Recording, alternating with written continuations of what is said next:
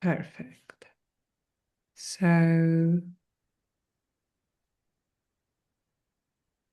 I think,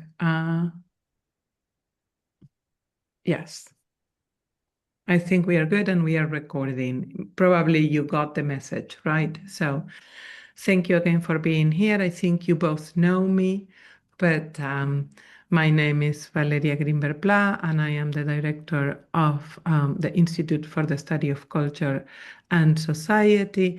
And ICS is the research hub for the interdisciplinary humanities, qualitative social sciences, and the arts on campus. So we want to promote research in these areas and to amplify the voices and projects of researchers in these areas. And one of the ways we do that is through the faculty fellowship program.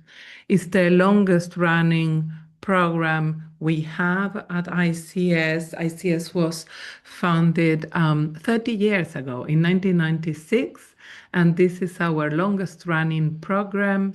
At this point, we are able to support up to 4 full-time faculty members in any academic year. And what we do is, this is of course a competitive program where the executive board of ICS evaluates and reviews all applications and selects up to 4 candidates to support their innovative, original, interdisciplinary research projects that don't necessarily have to be in the humanities, because we welcome innovation and interdisciplinary approaches also from the social sciences and the arts, as long they are qualitative, right? And the other important aspect is that we are looking forward to support projects that include a strong public-facing component. That is, the research you are going to do will typically have a very academic output, maybe an article, a chapter of a book prospect, right? If you are an artist, an exhibit, maybe. But we want to see a public-facing component to this, where you engage with the communities that your research is about, in a way, where there is some two-way moment of communication and mutual benefit with the communities you are working with and about for your research, if that makes any sense. And we only are able to offer the faculty fellowship to full-time faculty, but we especially encourage people in that are still on the tenure track clock or are qualifying rank to apply. So to be able to support you at early stages in your careers. Let me admit one more participant to the session. So if you already, I don't know if any of you already has received the this fellowship before, but if you have in the past, you have to wait 5 years to, oops, I am admitting someone else. I am glad more people are interested. So welcome to this presentation. I've already started discussing the faculty fellowship program. But I am recording this session, and so you are welcome to then, we are going to plug it on our website, so you are very welcome to watch from the beginning if you missed some of the things I said about what the faculty fellowship program is about. Or feel free to ask me any questions along my presentation or at the end during the Q&A. So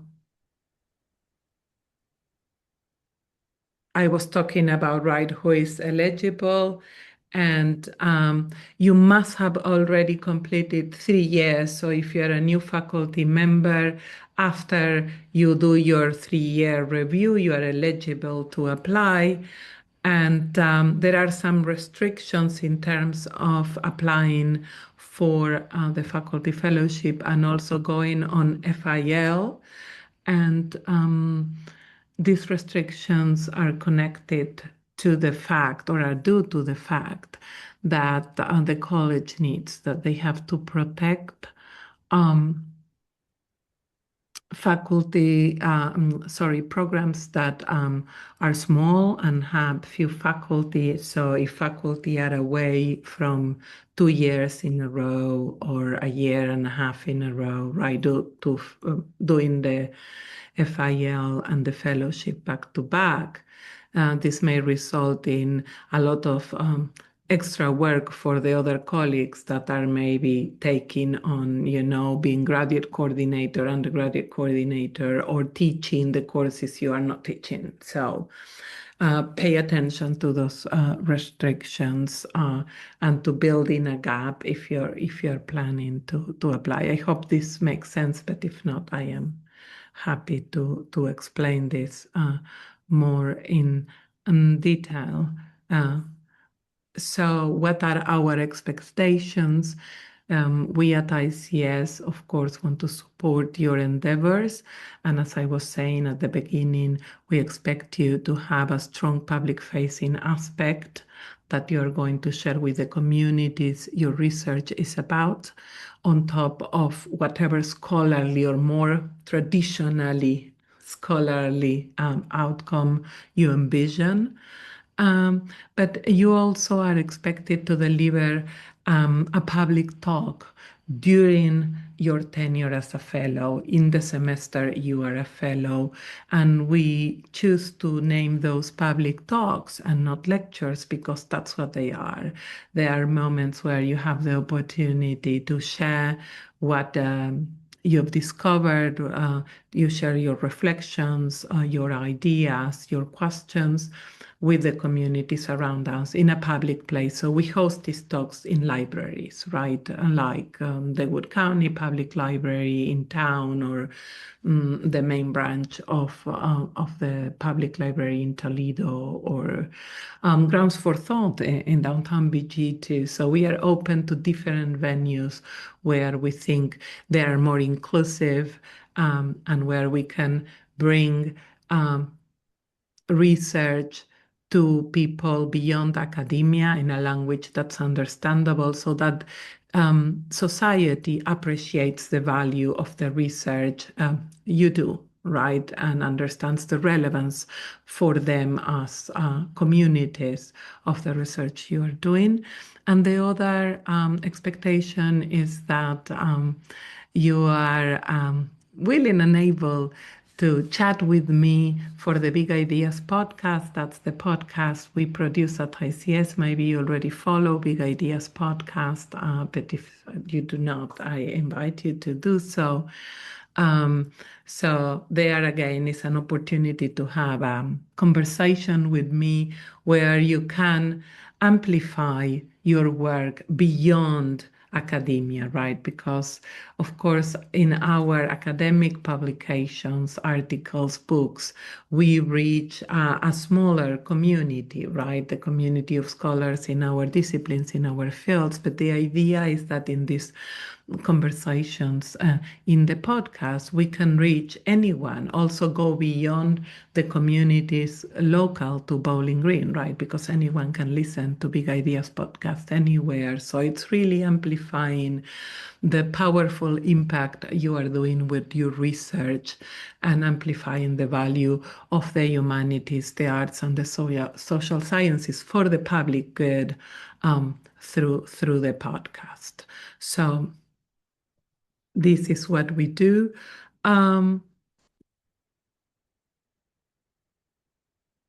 Here you can see a summary of the application criteria, but they are all listed on our website. So if you go to the ICS website at BGSU, we have a dedicated tab with the fellowship application criteria, where you can read more in detail what we are looking for.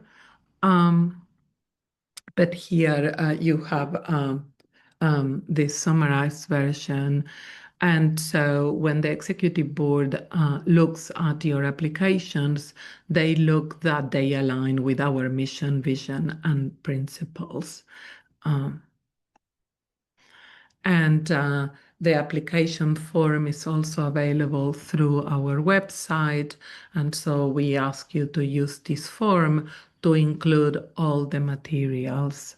And within the materials, beside the more academic project description and narrative and a timeline, so that the executive board can see that what you are envisioning is feasible in one semester, that it's doable, that it's something that can be achieved in that timeline.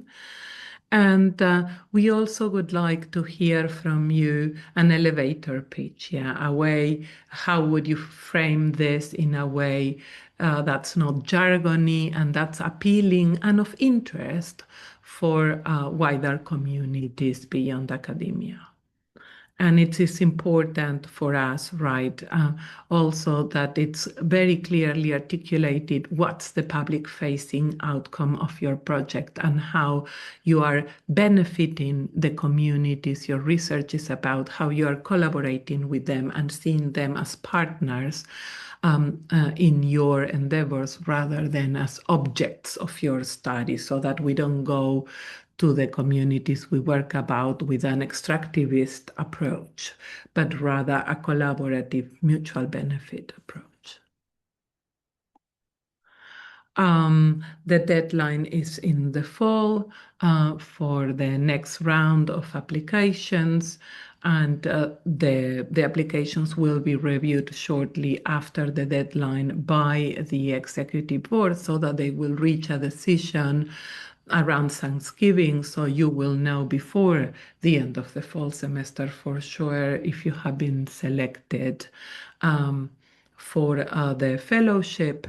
And the fellowship, you'll in the application, you are also asked to choose if you are looking to take your fellowship, if you are selected in the spring or in the fall. Or if you are indifferent and both will work for you. But in all cases, you will be notified by the end, before the end of the fall semester. We have also a frequently asked questions page with many questions, but maybe there are more questions that you have today that you want to ask since I am here, and maybe you're curious about some aspect of the process I am not describing. So please feel free to raise your hand anytime or to ask me at the end of the fellowship. Here is an example of projects we have funded very recently. This spring, the project by Rebecca Mancuso on the history of hazing at a BGSU, the project of Rebecca Kinney on Korean American adoptees who came back to Korea and reflected on their Midwestern roots. Last fall, Clayton Rosati's project on what he calls server farms and how they affect data centers, how they affect our communities. Rachel Walsh's project on James Baldwin and other multi-ethnic literatures and how they resist the current political moment. But you can see earlier on, we have funded projects in ethnomusicology, in education, in psychology, in communication. So you can also go to our website and look further back. So those are more recent examples to see the breadth and the diversity of disciplines project in which we funded projects. This is the cohort that we will work with in the next academic year. Again, you see a project from political science, a project from German within World Languages and Cultures, focused specifically on immigration and film. We see a project about sustainability and environmental issues, and a project on Cuban fiction from Latin American culture. So very diverse projects again.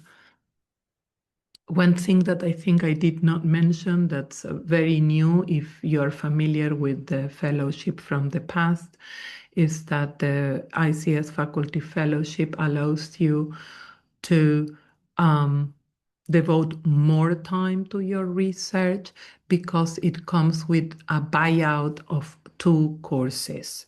So if your teaching load is 2, you will be free of your teaching. But if you have a higher teaching load, you'll still be teaching maybe 1 class, maybe 2 if you have a high teaching load. But the buyout is 2 courses so that you have increased time to focus on your research project, and you can negotiate with your chair or a school director in terms of service commitments or teaching related commitments, what you can be freed of. And this is why in the application, this is something, maybe I should go back here to that particular slide. It's important that you include a provisional outline in coordination with your chair or director. And so you include not their signature as a sign that they are aware of your aim of being a fellow for, I don't know, spring 28 or fall 27, but also that they have agreed that if you're currently a grad coordinator, you will not do that during that, right? Because this is a bigger commitment in terms of service, and you may want to be freed of that during your fellowship. So it's important that you have this conversation with your chair and or director before to clarify what will be the minimum expectations in terms of teaching related and service activities on top of the buyout for the 2 courses. I hope this makes sense. If not, feel free to ask me questions about that. So this is the end of the formal presentation, but I am happy to answer any questions you may have. And we'd also very much appreciate it if you wouldn't mind filling out this survey telling us, yes, any comments you have about the presentation, the information session specifically, or the work of ICS. We always appreciate your feedback to try to learn and do things better.